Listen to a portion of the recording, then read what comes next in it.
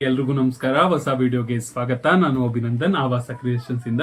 ಇವತ್ತು ಈ ವಿಡಿಯೋ ಮಾಡ್ತಾರೋ ಉದ್ದೇಶ ಏನಪ್ಪಾ ಅಂದ್ರೆ KSOU, Karnataka state open university, Karnataka ಮುಕ್ತ ವಿಶ್ವವಿದ್ಯಾನಿಲಯದಲ್ಲಿ ಯಾರು PG UG ಡಿಪ್ಲೊಮಾ ಕೋರ್ಸ್ಗಳನ್ನ ಮಾಡಬೇಕು ಅಂತ ಅನ್ಕೊಂಡಿದ್ರು, ಅಡ್ಮಿಷನ್ ಪ್ರೋಸೆಸ್ ಹೇಗಿರುತ್ತಪ್ಪ ಮತ್ತೆ ಏನೇನು ಡಾಕ್ಯುಮೆಂಟ್ಗಳು ಬೇಕು ಅಂತ ಈ ವಿಡಿಯೋದಲ್ಲಿ ತಿಳಿಸ್ಕೊಡ್ತೀನಿ. ಮೊದಲಿಗೆ ಏನೇನು ಡಾಕ್ಯುಮೆಂಟ್ ಬೇಕು ಅಂತ ನೋಡೋಣ. 3 ಫೋಟೋಗಳು ಬೇಕಾಗುತ್ತೆ. ಸ್ವಲ್ಪ ಜಾಸ್ತಿ ಫೋಟೋನ ತೆಗೆಸಿಟ್ಕೊಂಡಿರಿ. ಸ್ಟಾಂಪ್ ಮತ್ತೆ ಪಾಸ್ಪೋರ್ಟ್ ಸೈಜ್ ಫೋಟೋಗಳನ್ನ 3 ಇತ್ತೀಚಿನ ನಿಮ್ಮ ಭಾವಚಿತ್ರಗಳು ಬೇಕಾಗುತ್ತೆ. ಅದಾದ್ಮೇಲೆ ಆಧಾರ್ ಕಾರ್ಡ್ ಬೇಕಾಗುತ್ತೆ. ಅದಾದ್ಮೇಲೆ ರೇಷನ್ ಕಾರ್ಡ್ ಬೇಕಾಗುತ್ತೆ. ಅದಾದ್ಮೇಲೆ SSLC ಮಾರ್ಕ್ಸ್ ಕಾರ್ಡ್, ಮುಖ್ಯವಾಗಿ SSLC ಮಾರ್ಕ್ಸ್ ಕಾರ್ಡ್ ಬೇಕಾಗುತ್ತೆ. ಆಮೇಲೆ PUC ಮಾರ್ಕ್ಸ್ ಕಾರ್ಡ್ ಬೇಕಾಗುತ್ತೆ. ಆಮೇಲೆ ನೀವು ಯಾವ ವಿಷಯದಲ್ಲಿ ಡಿಗ್ರಿನ ಮಾಡಿರ್ತೀರೋ ಆ ವಿಷಯದ 6 ಡಿಗ್ರಿ ಮಾರ್ಕ್ಸ್ ಕಾರ್ಡ್ಗಳು ಬೇಕಾಗುತ್ತೆ. ಸರಿನಾ? 6 ಡಿಗ್ರಿ ಮಾರ್ಕ್ಸ್ ಕಾರ್ಡ್ ಬೇಕಾಗುತ್ತೆ. ರೇಷನ್ ಕಾರ್ಡ್ ತುಂಬಾ ಮುಖ್ಯ ಆಗುತ್ತೆ.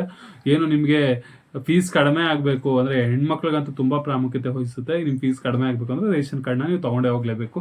6 ಸೆಮ್ ಮಾರ್ಕ್ಸ್ ಕಾರ್ಡ್ಗಳನ್ನ ತಗೊಂಡು ಹೋಗ್ಲೇಬೇಕು ಕಂಪಲ್ಸರಿ. ಅದು ಜೆರಾಕ್ಸ್ ಆದ್ರೂ ಪರವಾಗಿಲ್ಲ, ಒರಿಜಿನಲ್ ಆದ್ರೂ ಪರವಾಗಿಲ್ಲ, ತಗೊಂಡು ಹೋಗ್ಲೇಬೇಕು. ಸರ್ ನನಗೆ ಇನ್ನೂ 6 ಸೆಮ್ ಮಾರ್ಕ್ಸ್ ಕಾರ್ಡ್ ಬಂದಿಲ್ಲ ಸರ್, ಟ್ರಾನ್ಸ್ಕ್ರಿಪ್ಟ್ ಇದೆ, 6 sem marks card photocopy ಇದೆ, ನಾವು ಸ್ಕ್ರೀನ್ ಶಾಟ್ ರಿಸಲ್ಟ್ ನೋಡಿದಾಗ ಸ್ಕ್ರೀನ್ ಶಾಟ್ ಹೊಡ್ಕೊಂಡಿದೆ ಅಂದ್ರೆ ಅದಕ್ಕೆ ನಿಮ್ ಪ್ರಿನ್ಸಿಪಾಲ್ ಹತ್ರ ಸೈನ್ ಹಾಕ್ಸ್ಕೊಂಡ್ಬಂದ್ರು ನಡೆಯುತ್ತೆ. 6 ಸೆಮ್ಗಳ ಮಾರ್ಕ್ಸ್ ಕಾರ್ಡ್ ಬೇಕಾಗುತ್ತೆ. ಅದಾದ್ಮೇಲೆ ಟ್ರಾನ್ಸ್ಕ್ರಿಪ್ಟ್ ಅಂತ ಕೊಡ್ತಾರೆ. 6 ಸೆಮ್ ಮುಗಿದಾದ್ಮೇಲೆ ಟ್ರಾನ್ಸ್ಕ್ರಿಪ್ಟ್ ಅಂತ ಕೊಡ್ತಾರೆ, ಅದು ಕೂಡ ಅವಶ್ಯಕತೆ ಇದೆ. ಅದಾದ್ಮೇಲೆ ಇನ್ಕಮ್ ಸರ್ಟಿಫಿಕೇಟ್ ಕೂಡ ಬೇಕಾಗುತ್ತೆ. ಏನು ಫೀಸ್ ಕಮ್ಮಿ ಆಗೋಕ್ಕೋಸ್ಕರ, ಇಲ್ಲ ಇನ್ಕಮ್ ಸರ್ಟಿಫಿಕೇಟ್ ಇಲ್ಲ ಅಂದ್ರೆ ಜಾಸ್ತಿ ಆಗುತ್ತೆ. ಸರಿನಾ? ಇನ್ಕಮ್ ಸರ್ಟಿಫಿಕೇಟ್ ಬೇಕಾಗುತ್ತೆ. ಅದಾದ್ಮೇಲೆ ಅದೇ ಆಗ್ಲೇ ಹೇಳಿದಾಗೆ ರಿಸಲ್ಟ್ ಶೀಟ್ ಏನಾದ್ರೂ ಬಂದಿಲ್ಲ ಅಂದ್ರೆ ಅದಕ್ಕೆ ಸೈನ್ ಹಾಕ್ಸ್ಕೊಂಡು ತಗೊಂಡು ಹೋಗ್ಬೋದು. ಅದಾದ್ಮೇಲೆ ಮುಖ್ಯವಾಗಿ ಏನು ಫೀಸ್ ಆನ್ಲೈನಲ್ಲಿ ಕಟ್ಟಬೇಕಾಗುತ್ತೆ. ಏನು ಆನ್ಲೈನ್ ಪೇಮೆಂಟ್ ಇರುತ್ತೆ.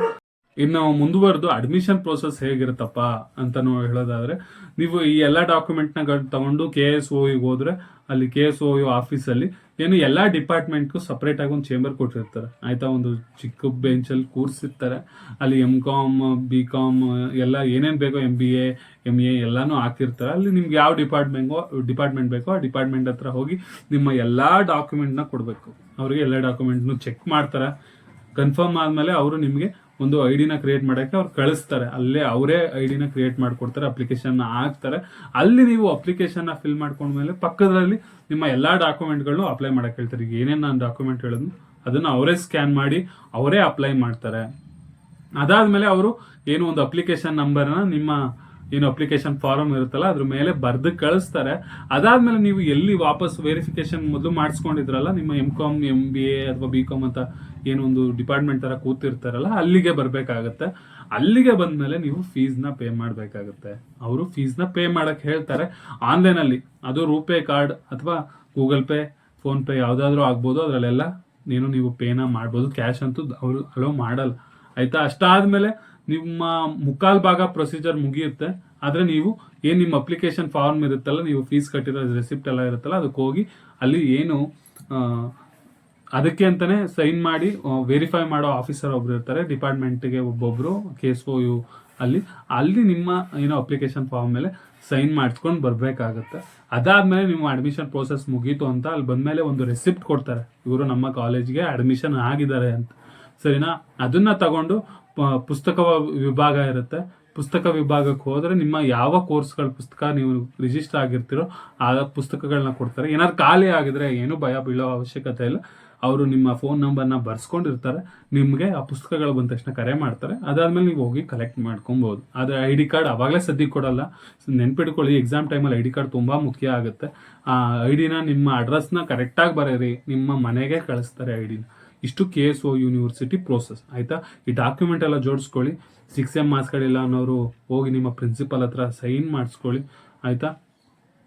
ಇಲ್ಲೇ ಡೈರೆಕ್ಟ್ ನೀವು KSOU ಇಲ್ಲೇ ಹೋಗಿ ಅಪ್ಲೈ ಮಾಡಿ ಅಪ್ಲಿಕೇಶನ್ ಆಗಿ ಅಡ್ಮಿಷನ್ ಆಗ್ಬೋದು.